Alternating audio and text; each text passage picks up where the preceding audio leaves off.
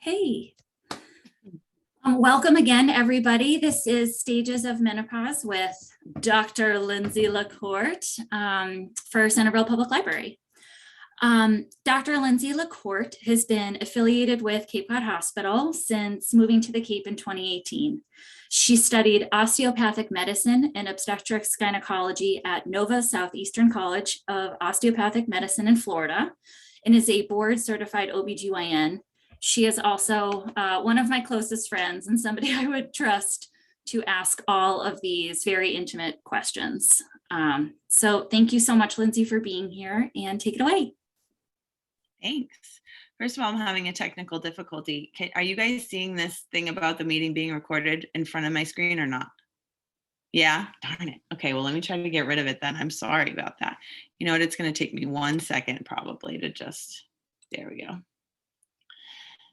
And Lindsay, it's not in the way of us. Oh, okay. Yep. Okay, no problem then. All right, so you see my slides now, right, everybody? Okay, great. Hi, everyone. So nice to meet, not really, on the Zoom. So thanks for coming. I'm sorry again that we had to pivot to Zoom. But like Aaron said, the world is a crazy place right now, including in my house. So we're a COVID lockdown here too. So I hope everyone's being safe and healthy. I'll jump right in, and because we have limited time, and then if you have any questions at the end, there'll be time for that, like Aaron said. So this lecture is about stages of menopause. I like memes, so you'll see a lot of those through my lecture. I like to keep it more fun than busy with medical talk, but obviously we're going to touch some important points too as we go along.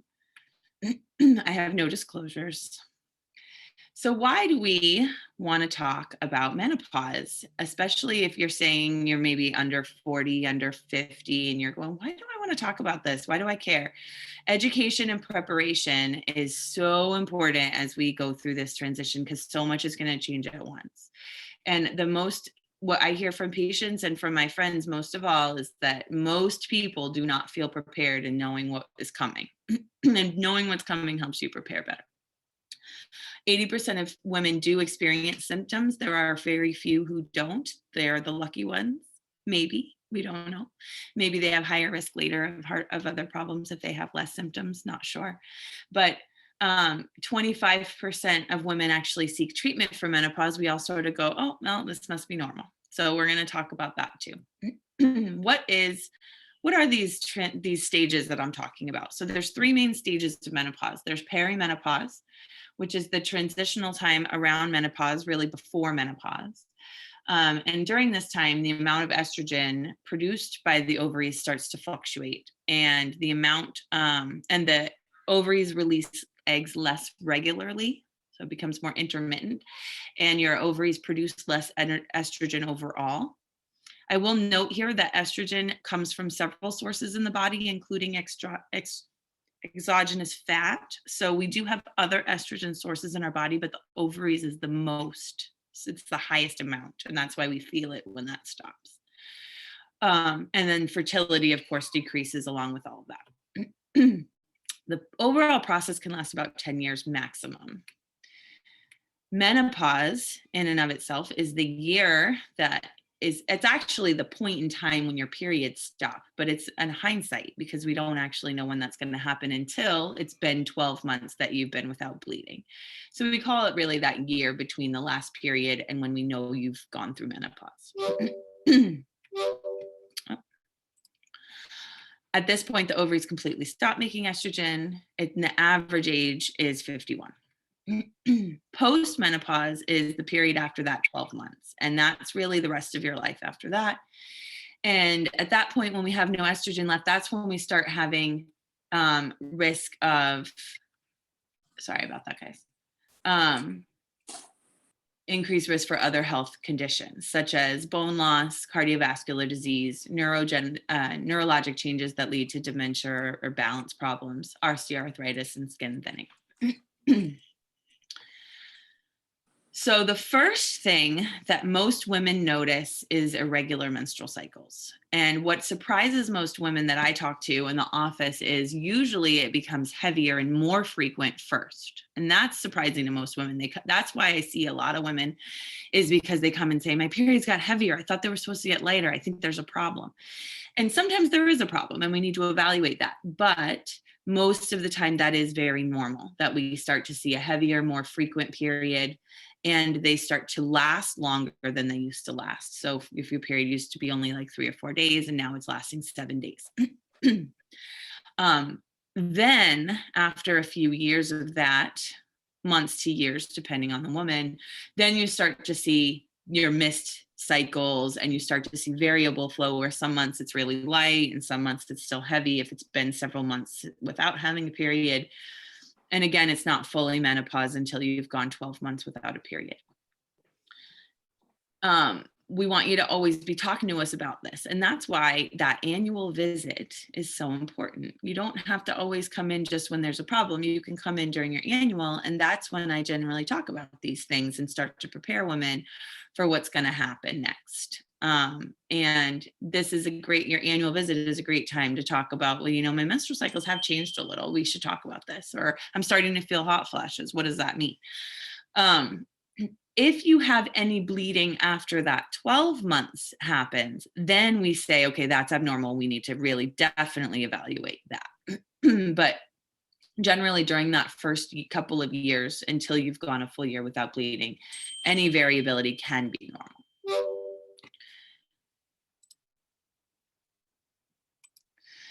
And the second most common thing, or the second thing that most women start to notice, are hot flashes.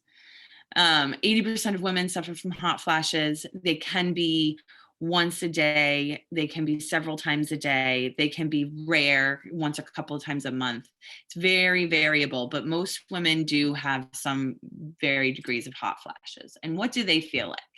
They're a sudden warmth of heat that goes up into the face from the chest and the neck. Leading to some perspiration and sweating, increased pulse rate, and sometimes even chest tightness. Obviously, that can cause some anxiety, and also hormonally, it can cause anxiety. Hot flashes are associated with anxiety. And then you can actually see changes in the skin, flushed skin, blotchy skin. And then often it's followed by a chill. So you go hot and then you're cold, and then you're hot and then you're cold. This is very common for a lot of women. And they also can occur as night sweats, which now leads to the next, which actually leads us into the next thing, which is insomnia. But first of all, I wanted to touch on some of the triggers that make hot flashes worse. So there are 5 most common, but there are a lot of things that can trigger hot flashes. But the 5 most common are stressful emotional situations, external heat, being in a hot space, being in a confined space, alcohol and caffeine. So if you're getting a lot of hot flashes and you don't want to, we'll get into treatment in a little bit, but one of the first things you can do is limit alcohol and caffeine, which is questionable if you want to limit alcohol when you're already going through the stressful change of menopause, but that might be an option. Why does this happen? What's going on for you science geeks that want to know this? It's actually a dysregulation of your hypothalamus. And so hormones like catecholamines, adrenaline, noradrenaline, and the thyroid hormone all are kind of dysregulated during the transition as the estrogen levels and insulin levels in your body are off balance before they settle back into normal balance after a few years. So again, night sweats can lead to sleep disturbances, but you can also get sleep disturbances just in and of themselves. A lot of women get insomnia during perimenopause. And so that is by definition difficulty falling asleep. And then a lot of women will wake up in the middle of the night and can't go back to sleep. So early waking. And then of course that leads to exhaustion, fatigue throughout the day. So you get into this cycle of being exhausted all day and then awake all night. And then there are neuroemotional symptoms we can look forward to, such as difficulty concentrating, irritability, mood swings. Everybody knows about the mood swings. Loss of libido, lack of interest in intercourse, and then you can also get some orgasmic dysfunction, and we'll talk about that a little bit later too. And headaches, migraines, even if you've never had them your whole life, they can come up at this time period. But if you have them in general, they can get worse. Some of the physical changes that we see. The first one that I spend the most time talking about, because I think in the office and with patients, is because I think it's the one that upsets women the most, is the metabolic changes. We start to see weight gain. If we were in a good regimen with exercise, we start to see that regimen not working for us the way it used to. We get increased cravings, increased belly fat, and decreased muscle mass, and that can lead to joint pain. And this is happening because estrogen, the decrease in estrogen causes an insulin resistance.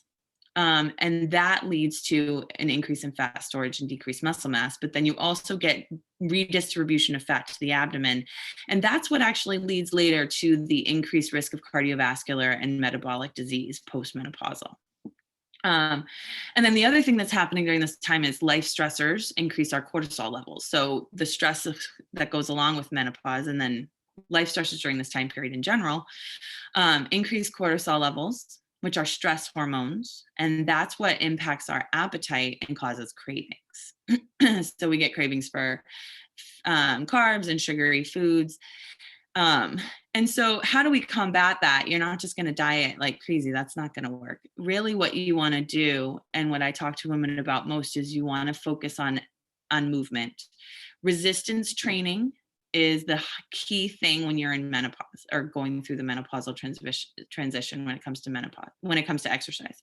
You can run on a treadmill all day long, it'll get you nowhere. And this is true for women of all ages, really, the way our body types are, but especially during the menopausal transition, you need resistance exercise where you're, putting the ankle weights on when you're walking, or doing HIIT programs if you're up for it, or Pilates is really great for core strengthening.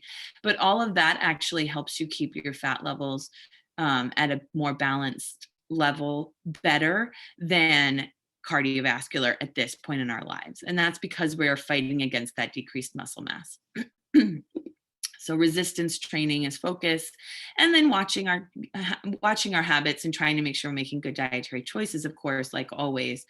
But knowing that we're fighting kind of against our bodies during these several years while our hormones are in flux, and knowing that it will come to an end. And then the other main thing that women start to notice, usually after you've completed menopause, but sometimes before, we start to see vaginal dryness and changes to the vagina and the vulva. And that starts with thinning of the tissue because of the lack of estrogen that usually feeds that tissue and keeps it healthy, which leads to dryness. You also get decreased elasticity and decrease in lubrication, narrowing of the vaginal opening. Fusion of the labia can happen later as a later stage, and decreased pubic hair, scarcity of pubic hair. And obviously all these types of changes, when you read those, you go, oh gosh, that's going to make intercourse hurt. Well, of course it does. And you can also start to get more frequent vaginitis and UTIs. So that's all a lot of doom and gloom. I didn't mean to make it sound so bad, but the truth is the symptoms will resolve within a few years if we do nothing, but we don't have to do nothing, and there are treatments available that are safe. We're going to go through mostly tonight the medical options, but a lot of you probably know that there's a lot more to life than what I offer in my office. So I'm not going to go into it in detail, but because it's not medically proven or evidence-based, but there's a lot of things you can do in your life that are helpful during this transition, like diet and exercise. Acupuncture has been not proven evidence-based, but it has been proven layperson that it has helped. And, there are several other just sort of lifestyle things that we can do. And I'll kind of touch on them as I think of them as we go along, okay? So we're going to start with local treatment. So we break up treatment into local, which is meaning the vagina, the actual physical changes that are going on there, and the systemic, which is the full body, because that's how we treat. So locally in the vagina, we can do lubricants and moisturizers, of course. Things like KY Jelly, Astroglide, Replens, Luvina, Vagisil. I actually don't recommend Vagisil too much because it can mask vaginitis. And the one I didn't put there is actually very common, is Refresh. It's an over-the-counter balancer, which is nice. It's less of a moisturizer and more of a balancer. The other thing that I always let women know is that you don't have to buy these name brands. I often will just recommend coconut oil, olive oil, avocado oil. Any of those are really good natural lubricants, and they don't get sticky the way KY Astroglide, things like that do. So that's the first line too. And then staying sexually active, because the more you actually stimulate, the more you're going to make natural lubricant. And it also helps keep the tissue pliable and less thin, and less you lose that elasticity, like I mentioned. So using it more often will help it stay soft. And then if we need to get into medication, then the next line would be vaginal estrogen. There is a pill form called Aspina, which I don't use regularly, but it is available. And what it does is it upshoots your own natural ability to make estrogen. So if you take that, you'll make your own estrogen for the vagina. That's one option. I don't use it a lot because I don't find that it works great. And vaginal estrogen is really, really, really effective. And it is very low risk in the sense of hormonal estrogen circulating in your body. The amount is extremely low. So I'll even use it with patients who have breast cancer and things like that, as long as they're relatively low risk, because the amount of circulating estrogen is very low. And we do that in the form of creams, suppositories, and vaginal rings. And there's usually, when we get it started, there's a ramp up period of about 2 weeks where we give the estrogen nightly, and then you go down to a twice or 3 times weekly regimen, depending on the product. Systemically, non-hormonal treatments, there are several that have been proven evidence-based to make a difference. Paxil or paroxetine is an antidepressant that can help. Clonidine and gabapentin. So these are medications that we will use, especially in women who have contraindications to hormone replacement therapy. And then there are other things out there that are helpful and that I do encourage women to try, but they haven't been evidence-based benefit. So that includes vitamins such as estroven or black cohosh, and phytoestrogens, which are, bioidentical type things, herbals, and then, like I mentioned, acupuncture, reflexology, and exercise. And then let's talk now about hormone replacement therapy.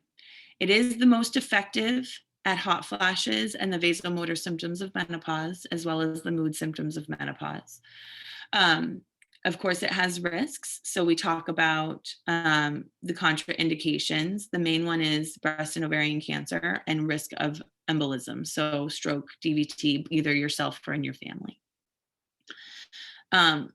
They come in several different modalities, but basically it's pills, patches, or creams, and then we adjust the dosing. And as I mentioned here, the treatment goal is to be on the lowest effective dose for the shortest duration necessary to control your symptoms. And knowing again that this is a transition, it will end. So you don't have to be on HRT for the rest of your life. We usually try for about 5 years maximum, and then we work our way off of it.